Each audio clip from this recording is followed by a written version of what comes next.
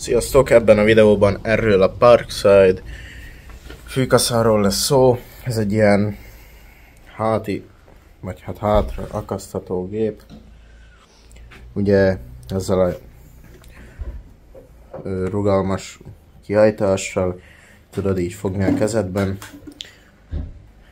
Én ezt legfőképp sövényírásra vettem, de kipróbáljuk, meg hát be kell járatni, ugye? Szóval most fogunk vele kaszálni is egy kicsit. Már egy fél órát hagytam ketyegni nagyjából.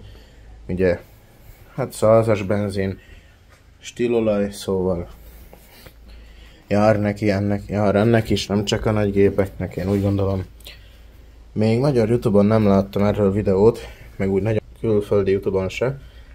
Úgyhogy, hát mondhatni, hogy én vagyok az első. Úgyhogy egyelőre a gépre annyit tudok, hogy hát körülbelül 2 lóerős. 52 köbcentis, azt hiszem. Hát 51,7. Ami azt illeti, nekem így ránézésre tetszik. Hát megpróbáljuk milyen. Vegyük fel a GoPro-t, aztán akkor nyomás kaszálni.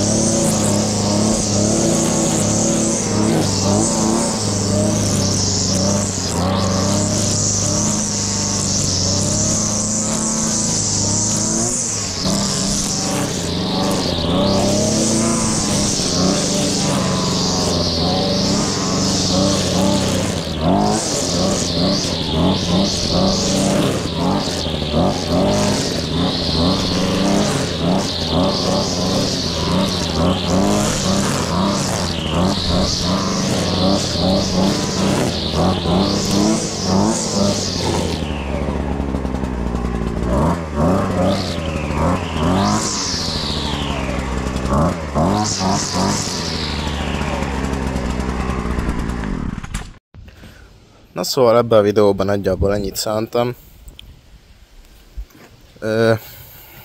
Majd ha bejárattam, akkor lesz róla videó. Szerintem nem megy olyan rosszul. Így próbálgattam. Hát most nekiállunk bejáratni. Úgyhogy most körülbelül egy ilyen 15-20 percet ment, most megállok vele. Várunk egy kicsit. Aztán mehet.